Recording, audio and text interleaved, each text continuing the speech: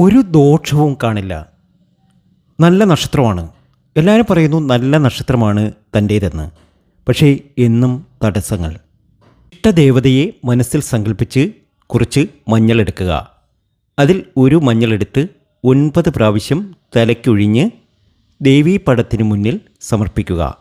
45 ദിവസം കഴിഞ്ഞ് അത് തുളസിച്ചെടിയിൽ കെട്ടുക. ബാക്കി വരുന്ന മഞ്ഞളെടുത്ത് ദേഹത്ത് തേച്ച് കുളിക്കുക. കാലിൽ തേക്കരുത്, തലയിൽ തേക്കരുത്, പൊക്കിളിന് താഴെ തേക്കരുത്. തടസ്സപ്പെട്ട എന്ത് കാര്യവും നടന്നു കിട്ടും. എവിടെ പോയാലും ആ മഞ്ഞൾ എടുത്തുകൊണ്ട് പോകുക. ആ കാര്യം സാധിച്ചു കിട്ടും. അശുദ്ധി സമയത്ത് ഇത് ചെയ്യരുത്.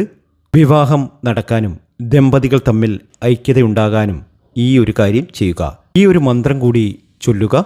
ഓം സ്വയംവരായ ഗൗരിയേ നമഃ. ഓം സ്വയംവര ഗൗരിയേ നമഃ. മഞ്ഞൾ പൂജാമുറിയിൽ വയ്ക്കുക. സമൃദ്ധിയാണ്